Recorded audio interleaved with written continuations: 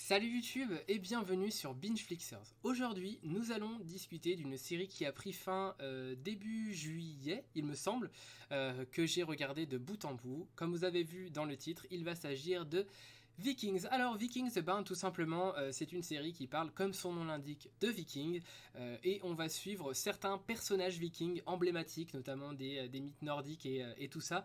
Moi, Vikings, c'est une série que je vous encourage vivement à commencer. C'est une série MGM, donc je ne sais pas si elle va encore être disponible très longtemps sur Netflix. Pour l'instant, elle est disponible à la fois sur Netflix et sur Amazon Prime, mais il faut savoir que, comme je l'ai dit, donc c'est une série MGM qui a été racheté par Amazon il n'y a pas très longtemps.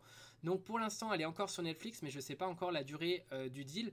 Et combien de temps est-ce que Netflix va l'avoir? En tout cas, aujourd'hui, elle est toujours disponible sur Netflix. Donc voilà, n'hésitez surtout pas à commencer la série parce que vraiment, les premières saisons sont vraiment excellentes. Je pense que c'est parmi les meilleures. Je pense qu'on peut facilement parler de top 50 des séries. Pour ces premières saisons, je pense que c'est presque un top 50 all-time, je pense qu'on peut en parler. Enfin, je pense qu'on peut la classer dans ce top 50. En tout cas, voilà. Vikings, alors, je sais que ça peut en rebuter certains, parce que Vikings fait 6 saisons, donc déjà 6 saisons, c'est assez long, mais en plus, c'est des saisons d'à peu près 15 épisodes à chaque fois. Donc c'est une série qui fait, je crois, 89 ou 90 épisodes, enfin voilà, ça fait quand même un certain nombre d'épisodes. Alors après, c'est des épisodes d'une 40-45 minutes à peu près, donc c'est pas non plus des épisodes hyper longs, mais c'est vrai que il faut quand même se les farcir, quoi. Je veux dire, 6 saisons de 15 épisodes, ça se regarde pas en 2 jours, hein. C'est vraiment assez long à regarder, donc je peux comprendre que ça en rebute certains, mais honnêtement, les premières saisons sont génialissimes, vraiment, elles sont trop bien, les premières saisons. Donc le pitch global de la série, tout simplement, on va parler du peuple vikings et des différents mythes qu'il peut y avoir autour des peuples vikings, et on va suivre des personnages, donc des vikings un peu légendaires dans les mythes et légendes. On va parler, on va suivre plus précisément Ragnar Lodbrok, donc qui est vraiment un viking très emblématique, et sa femme Lagertha, et également ses enfants, donc il y a Bjorn, et puis voilà, après il va en avoir d'autres par la suite, mais principalement Bjorn qui va aussi être au cœur des intrigues des saisons suivantes. Donc voilà. Donc du coup, on va suivre ce couple de Bjorn, pardon, pas de Bjorn, non, de Ragnar et Lagertha, qui vont essayer d'évoluer au sein de la société. Alors le but premier de Ragnar n'est pas forcément de devenir le Jarl, hein, c'est un peu comme c'est comme ça qu'on appelle le chef d'une pas d'une tribu, mais le chef d'une ville, on va dire ça comme ça, ou d'un pays dans le peuple viking, on appelle ça des Jarls. Donc ça va pas vraiment être le but de fond de Ragnar que de devenir le Jarl, mais lui ce qu'il veut c'est étendre le territoire, étendre les richesses du pays, de la ville, hein, puisque là on est situé dans la ville de Kattegat, hein, voilà, donc une intrigue en Norvège dans les fjords. D'ailleurs il faut quand même préciser que les images sont absolument magnifiques, les images de fjords, mais elles sont tellement belles. La ville de Kattegat, elle est tellement bien faite. Alors je sais pas si c'est, je sais pas si, quelle partie est en effet spéciaux et quelle partie est vraiment réelle, quoi. Mais en tout cas, c'est magnifique. Les images sont vraiment très belles. Donc voilà, ils vont essayer, en tout cas Ragnar a ce désir d'enrichir la ville de Kattegat à travers des expéditions commerciales, mais aussi des expéditions guerrières, qui vont être notamment motivées par la religion, au-delà de l'argent, parce que c'est vrai que la religion a une part très importante dans la mythologie nordique. Et bien dans cette société viking, on croit en certains dieux, notamment le dieu de Odin, qui est le dieu principal. Voilà, il y a toute une mythologie que je ne connais personnellement pas très bien. Mais voilà, c'est vaguement abordé, enfin vaguement. Non, c'est quand même assez régulièrement abordé dans la série parce que la religion est quand même un thème très présent dans la série, mais abordé vraiment d'une manière sympathique parce qu'on apprend quand même beaucoup de choses. Et puis on a des personnages qui ont tous un peu un rapport différent à la religion, notamment voilà, ils ont tout ce côté guerrier viking, qui ont pour rêve, pas vraiment pour rêve, mais qui souhaiteraient tous mourir au combat pour aller au Valhalla et rejoindre du coup leur dieu, festoyer avec tous leurs dieux. C'est un petit peu le but ultime du viking, et c'est de mourir au combat pour ensuite aller au Valhalla. Et le Valhalla, c'est un peu c'est un peu le paradis chez les chrétiens. C'est un peu le même genre de mythe. Voilà, donc il va essayer donc d'évoluer au sein de la société et puis de faire agrandir les frontières de l'empire norvégien et puis de faire s'enrichir Kattegat. Donc pour ça, il va essayer de gagner un peu d'influence au sein de la société et un petit peu malgré lui, même si il le recherche aussi un petit peu, mais c'est pas, disons que c'est pas son but premier. Eh bien, il va finir par arriver à des postes de pouvoir et puis depuis ces postes, il va décider de mener des raids. Ils appellent ça des raids. Donc c'est on peut parler d'invasion d'autres pays, en tout cas de découverte. Il va essayer d'aller de découvrir d'autres îles, d'autres pays autour du coup de la Norvège, et pour ça donc il va lui falloir des bateaux. Et il y a un autre personnage central de la série qui est un personnage que personnellement j'adore et que je pense que beaucoup de fans aiment dans la série, c'est le personnage de Floki. Voilà, donc Floki c'est un constructeur de bateaux qui a vraiment une personnalité très atypique, très attachante. Il a un lien très particulier avec les dieux. Il entend les dieux lui murmurer à l'oreille, il entend des choses de la part des dieux. Du coup, il a ce côté vraiment très particulier avec les dieux. Il va toujours se renseigner auprès du savant du village qui... Alors oui, parce que ça, je ne l'ai pas précisé, mais il y a aussi un personnage, c'est je ne sais plus le nom qu'il lui donne, mais je crois que c'est le savant ou un nom comme ça. Voilà, c'est un personnage qui ne voit plus, qui a ses yeux totalement recouverts de peau. Voilà, un petit peu horrifique. Quand on le voit, il fait un peu peur. Et ce personnage-là est en lien direct avec les dieux et peut voir l'avenir. Si jamais on lui lèche la main, on lui met du sang sur la main, je sais plus trop quoi, il peut voir l'avenir du coup de la personne qui lui a léché la main ou lui a mis du sang, bref. Et voilà. Et donc du coup, tous les personnages de la série se tournent un petit peu vers ce savant pour savoir quel est leur avenir, quelle est leur chance de réussite lors du prochain raid, lors de la prochaine bataille. Et Floki, lui, est très proche de ce rapport à la religion. Il a vraiment un rapport très particulier.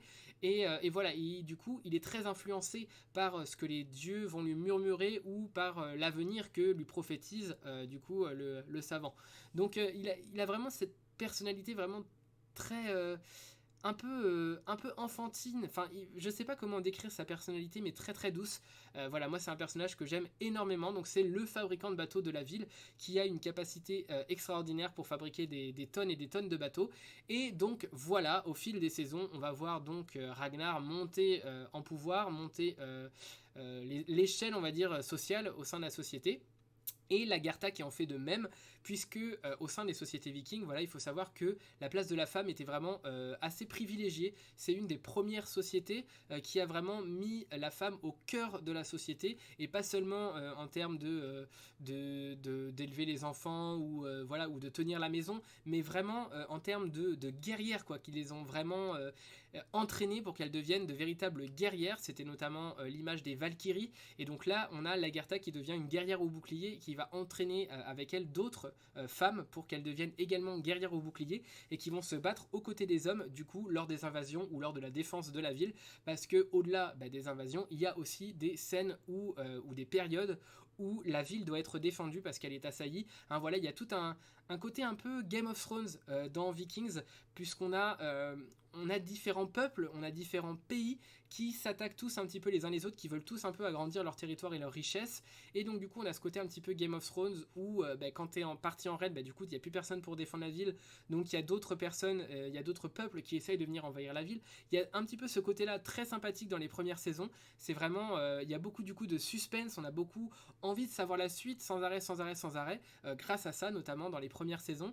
Et puis voilà, donc ils vont découvrir, c'est pas un spoil, hein, mais ils vont avancer pour découvrir d'autres terres, et dans les premières saisons ils vont notamment découvrir l'Angleterre qui vont piller de ses richesses.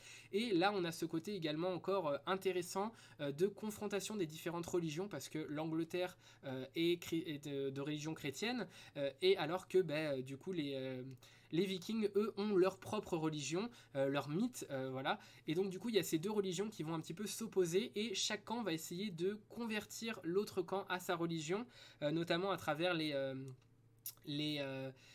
les personnes qu'ils vont garder avec eux, parce que lors des expéditions ils font aussi des otages de chaque côté, et donc les otages vont essayer de convertir leurs bourreaux et vice versa, et ça donne vraiment un côté très sympathique où chacun essaye d'apprendre la religion de l'autre. C'est pas toujours dans la violence, même si ça l'est quand même pas mal de fois dans la série, mais c'est pas toujours dans ce côté violent. On a aussi un petit peu ce côté d'essayer de comprendre l'autre, la religion de l'autre, et ça c'est assez intéressant. J'ai trouvé que voilà, ça donnait un côté un peu vraiment intéressant à la série. Donc voilà, donc ils vont essayer en tout cas d'envahir l'Angleterre, pareil avec la France, notamment.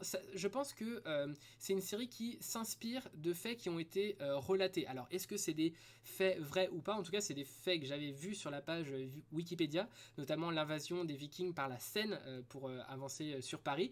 Ça c'est des choses que j'avais vues sur Wikipédia. Après j'ai pas été chercher plus loin, donc je ne sais pas si c'est des histoires vraies ou si c'est seulement des mythes et des légendes, mais en tout cas voilà, ça décrit un petit peu toutes ces histoires qu'on peut lire un petit peu partout sur internet ou dans les livres.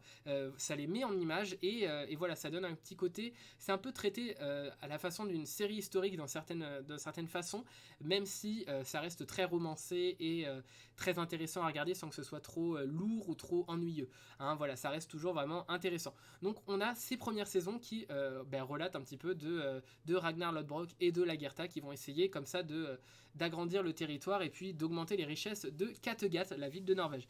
Et puis, pardon, va venir d'autres saisons qui, elles, vont être bien différentes. En tout cas, les intrigues restent à peu près les mêmes, mais les personnages changent quand même pas mal au fil des saisons, hein. On va avoir une intrigue qui va être plus tournée autour de la découverte d'autres terres, parce qu'ils vont essayer de découvrir de nouvelles terres. Donc ils vont faire la découverte notamment de l'Islande, du Groenland et plus tard d'encore une autre terre. Donc voilà, ils sont un petit peu dans les saisons qui suivent. Je crois que c'est à partir de la saison 5 où moi j'ai trouvé que Vikings devenait quand même un petit peu moins bien. J'avoue que je retrouvais pas la même ferveur que j'avais à regarder les premières saisons.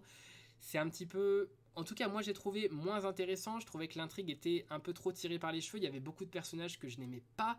J'avais beaucoup de mal à me tisser un lien en fait avec certains personnages. Pareil, je trouvais que les liens entre les personnages sont toujours assez bien trouvés. C'est assez bien amené, ils sont bien liés entre eux, mais je sais pas moi, à partir de la saison 5 à peu près, il y a beaucoup de personnages que je n'aimais pas, que j'en avais marre de voir à l'écran, mais vraiment.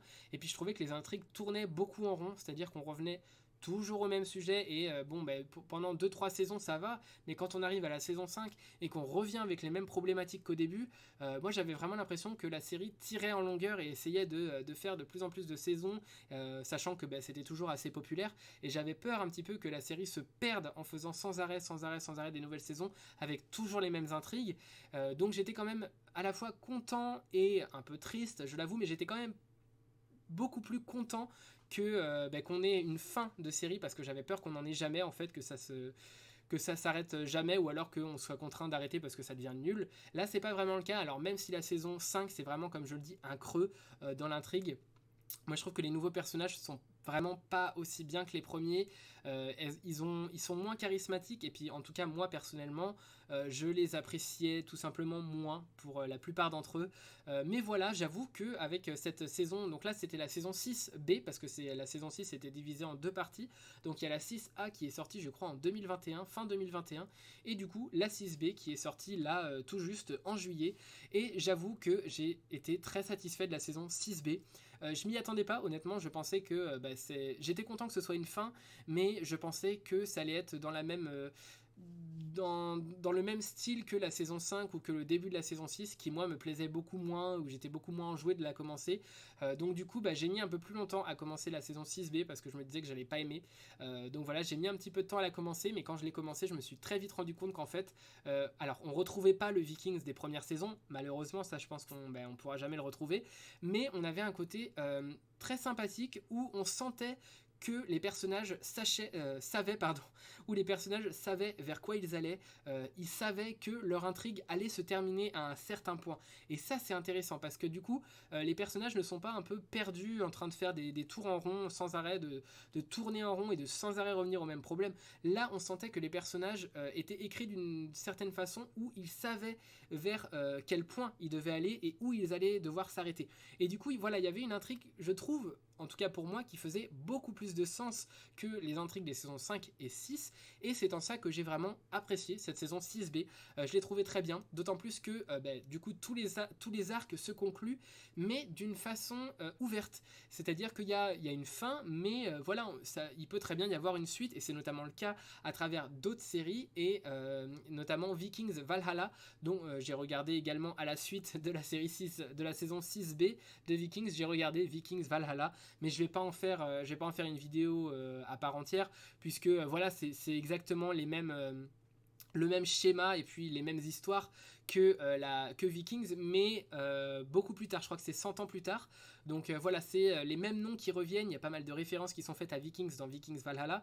Mais globalement, c'est un peu les mêmes histoires. Hein, c'est un peu la même chose. Mais honnêtement, c'est très sympa à regarder. C'est beaucoup de nouveaux personnages. Et avec ces nouveaux personnages-là de Vikings Valhalla, j'ai eu beaucoup plus de facilité à ressentir un lien avec les personnages. Beaucoup plus que dans la saison 5 de Vikings. Donc honnêtement, Vikings Valhalla, c'est une série que je vais continuer, que j'ai appréciée. La saison 1, je la trouve vraiment bien. Ça se regarde assez vite. Du coup, c'est 8 épisodes. Il n'y a qu'une seule saison. C'est vraiment différent de Vikings dans le format, mais c'est tout aussi bien réalisé. Honnêtement, on ne voit pas la différence de budget. Je ne sais pas s'il y en a une, mais Vikings Valhalla est tout aussi bien réalisé que Vikings. Et moi, c'est une saison que je vais continuer à regarder par la suite. Donc voilà, c'est un peu ce côté-là où on avait à Vikings, on avait une fin ouverte en fait qui permettait des spin-offs. Et je trouve ça intéressant et je trouve que plus de séries devraient faire ça. C'est-à-dire vraiment avoir une fin claire et nette où on se dit voilà, on s'arrête ici, on fait une fin un petit peu ouverte qui permettra par la suite ou pas de faire des spin-offs, mais on s'arrête à un moment donné parce qu'il y a beaucoup de séries comme ça qui continuent sans cesse à être exploitées parce que elles marchent, elles font leur vue, donc forcément les réalisateurs continuent, et Netflix aussi continue d'exploiter la série, mais on arrive souvent à des moments où on perd un petit peu tout ce qui nous avait plu dans la série au début, et ça traîne en longueur. Et c'était un petit peu le cas, je trouve, de la saison 5 et le début de la saison 6 de Vikings.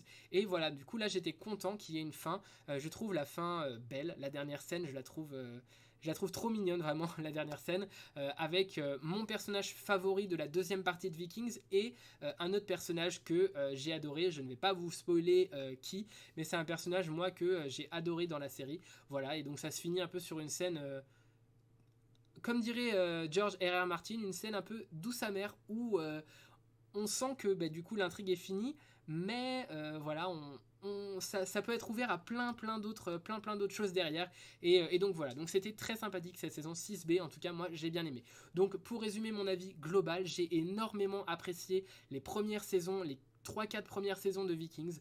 Voilà, moi j'ai beaucoup apprécié ces saisons-là. Par la suite, la fin de la saison 4, la saison 5 et le début de la saison 6, j'ai beaucoup moins apprécié, si bien que j'avais peur de commencer à chaque fois les saisons, et j'ai eu peur de commencer la 6B. J'ai même hésité à la regarder tellement j'avais pas aimé la saison 5 et le début de la saison 6.